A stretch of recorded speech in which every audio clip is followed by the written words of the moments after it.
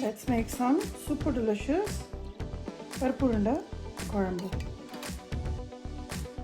Chana dal is fully soaked. I soaked the chana dal for about an hour and I'm going to drain all the water and take it out. For grinding, I'm going to use the chana dal, along with it a tablespoonful of fennel seeds. This is soft. And for spice, about 5 red chana dal in the mixie jar. Add some curry leaf. Add the fennel seed red chilies. And along with this, add about a teaspoon and a half of salt. Now I'm going to grind it and make a coarse paste out of it. Try not to add any water because this chana dal, since it's soaked, it has a lot of water in it. So if at all it is not grinding at all, just add a tablespoon or 2, but not more than that. Show you the texture, and this is how it is. It's a little bit more finer than what you would grind for the dal vada. So this is still coarse, but not very coarse. You should be able to make a ball out of this, and I'll show you. In jar, I'm going to just cut 1 tomato. This is a nice and large tomato, and along with this, I'm going to add 2 tablespoons of tamarind pulp. Now, if you don't have this, just use the ready-made tamarind paste. Just use 2 tablespoons of that, and I'm going to make a fine paste out of it. Tomato and tamarind paste is ready. Add a cup full of water and mix and keep this ready. This is primarily for making the gravy. I have my kadai heating up here. I'm going to add about 3 tablespoons full of oil. Now this is a quantity that I'm preparing for about 5 to 6 people. Once the oil is hot, add some mustard seeds. Along with that, half a teaspoon of methi seeds. And once that pops, I will add the dry red chilies. Mustard seeds have popped. I'm going to add 1 large onion. This is chopped nice and fine, and this is completely optional. Now if you don't want to add any onion, you don't need to. Just after this tadka, you can go ahead and add the tomato tamarind paste and follow the rest of the process. So in my case, I like this flavor of adding onion in it. So I'm going to saute this, add about a teaspoon of salt to the onion. And along with that, I will also add some curry leaf. South Indian food isn't complete without curry leaf. So we have to add it, and it has a lot of health benefits. Mix it well. Cover and cook it just for about 2 minutes till the onions are nice and soft. The onions have been sauteing for about 2 minutes now, and they've become nice and soft. Now, idea is not to brown the onions. I just want them a little soft. Now here I'm going to add sambar powder. I'm going to add about 2 tablespoons of sambar powder, and if you have seen my recipe, it has a lot of spices in it, which will add a lot of flavor to this gravy. Now make sure you saute it along with the onions, and to add a little bit more of heat, I'm going to add a teaspoonful of red chili powder as well. I'm not adding any turmeric because sambar powder has enough turmeric in it. Mix this, and once you see that the spices have absorbed well with the onions and sauteed, I'm going to add the tamarind and tomato paste to it. Now that is what will give this dish a lot of gravy. The sourness from the tomatoes and the tamarind adds a huge flavor to this dish. Add another cup of water to the jar, rinse it out and pour it. I think there's a little bit more. I'm going to add another cupful of water. Rinse the jar again, added the rest of the water. Now this is the gravy for our dish. Parupu Kozhambu is a very flavorful dish and brings back old memories. It's not as complicated as it looks at all. Now the thickening for this gravy comes from sambar powder as well as the water that we used in rinsing the jar and adding it back. There was still a little bit of residue from the chana dal that we ground, and that will add a lot of thickness to this gravy. Now here I'm going to add 1 more cup of water, because all the water will actually boil and evaporate, making this gravy a very flavorful one. Now I'm going to cover this and allow this to come to a rolling boil. When it comes to a rolling boil, I'll show you what I do. Before this starts to come to a boil, just make sure to taste this gravy for seasoning. It should be nice and sour, salty and spicy.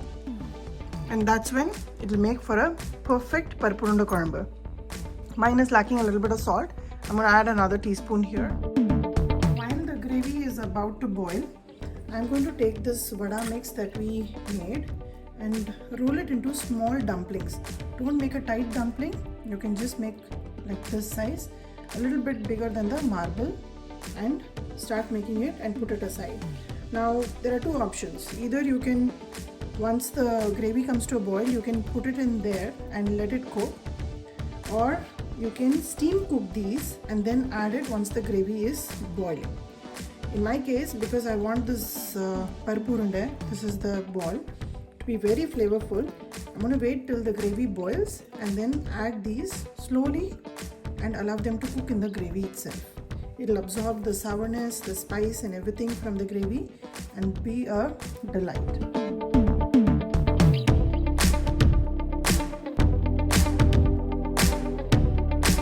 The gravy has been boiling for about 5 minutes now. In the meanwhile, I already made the ball, the Parupurunda itself.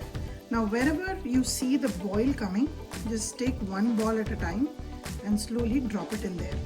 Don't drop everything in one place. This will totally disintegrate and become like vada curry. So just drop it in one place. Keep the heat in medium so there is a nice rolling boil. Now that is the reason why I added a lot of water. Now another version of this is, many people like to fry this like small vada and then add it in the gravy. Now I don't want to fry it and I didn't grow up eating like that, so I'm using this method. You can flavor these Parupurunda, the ball, with even garlic and some onion. I've not added that. I've added onion in the gravy itself. So I'm going to just drop all these dumplings slowly so that it doesn't break. And it's important, take your time to do this gravy. This is ideally a weekend gravy. I do not attempt such recipes during the week. It takes some time. So give this recipe some time to prepare, to enjoy with your family. This is a gravy that goes best only with rice. There is no other way, better way to eat it. For this dish, you don't need any side sabji or anything. Just the gravy in the rice, and these dal ball is the sabji for side. So slowly I'm just going to drop it. Some people, if you're scared, you can roll these ball in some rice flour so it doesn't disintegrate. But recipe I'm showing you, it is a fail-proof method and it will work really well. So make sure you've also flavored this ball well, seasoned it well with salt, spice, and you should be good to go.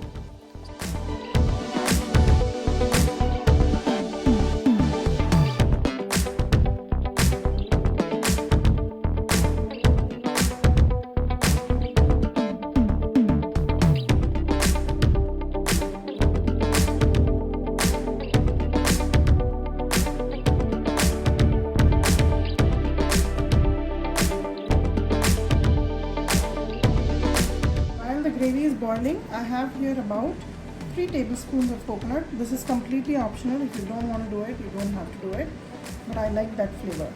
I'm just going to make a smooth paste out of it with a little bit of water, and the coconut taste in this gravy is just phenomenal. If you've never tried, you should. 5 minutes since the Parupurunda Kozhambu has been boiling, and you can see how nicely the dal ball has all come up and it's floating.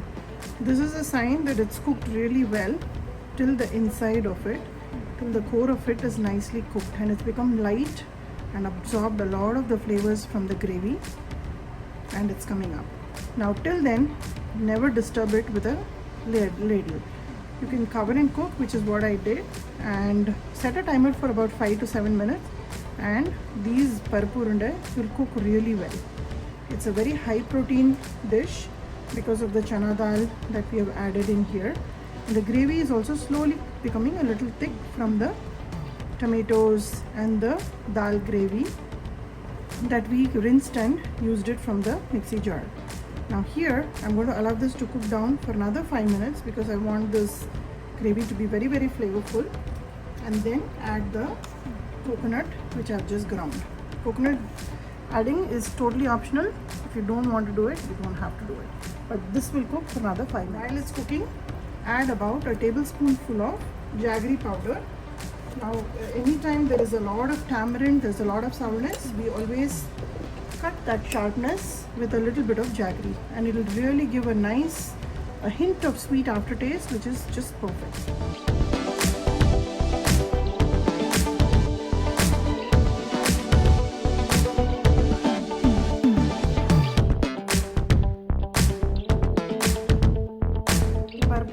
Sambar is ready. You can see I've added the coconut after 5 minutes of boiling, and this is about 2 minutes after that. Turn it off.